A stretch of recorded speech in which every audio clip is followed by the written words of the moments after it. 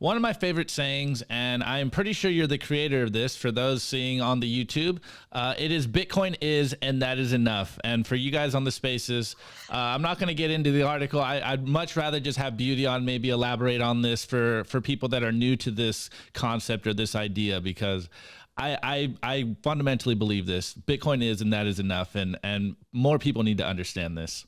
Well, now that Bitcoin exists, it's spreading all over the place. Uh, I coined this phrase because it was obvious to me that this missing part of the internet, payments that were secure and push payments, now that it existed, many things would be unlocked. It's like a Legend of Zelda.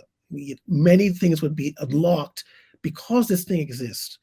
People might not understand how exactly it works right now, and it's going to take a long time for the correct business models to be discovered and then the businesses built on top of them. But those things are inevitable. The missing part was Bitcoin. And now it exists and it cannot be undone. It cannot be revoked. It cannot be turned off.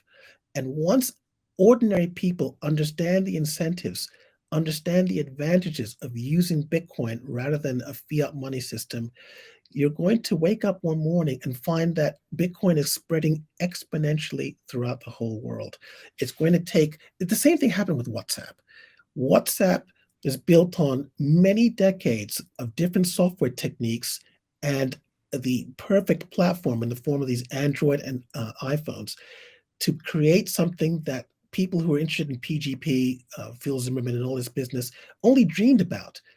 Billions of people having their messages and voice calls protected by public key cryptography. How this was done, nobody could have imagined back in 1991 when PGP was first released, but today it's obvious. WhatsApp is everywhere. Everybody has their stuff protected by public key cryptography, and this is a very important. There's a very important lesson in that also. Part of what the people who were exposed to these ideas originally imagined is that the user has to be in control of the generation of the secret and private key pairs. But it turns out that the benefits of public key cryptography can be obtained even if the wallet developer or the app developer takes care of that for you in the background. And the reality is that ordinary people who just want to get things done, are not going to be managing their private keys and public keys and disseminating them through a key server and all this business. They're just not going to do that. So the question is how to get the advantages of public key cryptography. And in Bitcoin, the analogy is controlling your own keys without exposing the users to all the burdens of key management. It will be done. It absolutely will be done. It can be done. It's been done before with GPG, PGP, and WhatsApp. And so that's the that's the locus that everything needs to be attracted to, where a simple app on your phone, whether it's Wallet Satoshi, Samurai Wallet, Pine Wallet, Breeze, or Moon. Moon is a very good one, by the way. Some one of these wallets will become a billion user wallet. And if that happens, or when that happens, then everything is going to change. And let's go back to Moon Wallet just for a moment. That wallet is a very interesting tool. When you receive either Lightning on it or an on-chain transaction, it's added to the balance that's shown to you. You're shown one balance, and all of the mechanism underneath of how that balance got incremented is hidden away from you.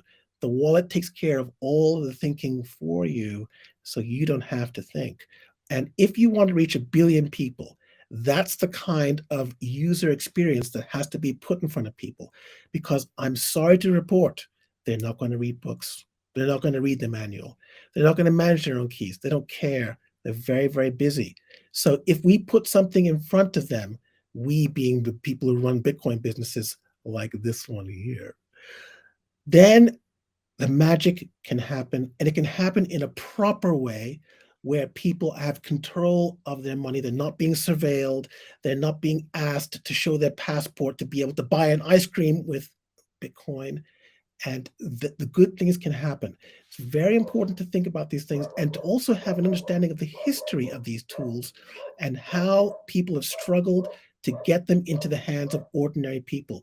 Once this happens, and this is going to happen in Bitcoin, I guarantee you that, then the world is going to change. And all of the side effects that have been predicted by me and other people are going to come to pass. And we're going to be living in a very, very different world to the one that we're living in now. It's going to be a better world. It's going to be a more polite world. Even though people will be free to say whatever they want, it will be more polite. It will be, and this is actually, that's not a hard thing to predict, because back in the 1800s and co, they didn't have all these speech policing that they have today, and there was a more polite world. So things are going to be normalized, and they're going to be more advanced, and everybody's going to benefit. I think that's a very easy prediction to make. The only question is, what country is going to be the center of Bitcoin? What country is going to be, what jurisdiction is going to be the center of this transformation? Now, I would prefer it if it was the United States of America, because I'm biased. But if they decide not to take that crown and put it on their collective heads, then some other country is going to do it. And it's going to be, it could be a very strange country. For many generations, Caribbean countries were the places where people incorporated to have these shell corporations and stuff, and they made a lot of money out of it. So there's no reason why this couldn't happen again with some other jurisdiction, or it might even happen in China and places like that. And I don't think any Americans really want that. They want it to happen inside America, and there's no reason why it should not. What they need to do is the legislatures need to obey the oaths they swore, not embrace crony capitalism and listen to these crony capitalists saying that Bitcoin is bad, Bitcoin's bad for the environment, all that kind of other guff. And then the people who are running these companies will just make it happen. Silicon Valley is the home of the social media and everything else. There's no reason why it can't be the home of Bitcoin too, but that's not going to happen, because Bitcoin, when it behaves like money, has a whole bunch of different incentives aligned with it. And when people have a choice between being surveilled and not being surveilled, they're going to go for not being surveilled, especially if it's 3 millimeters away on their phone. So it's very important that the business environment is properly ordered, meaning not regulated, so that people are free to innovate, make these new businesses succeed, fail, serve people, and create the economy that is absolutely inevitable.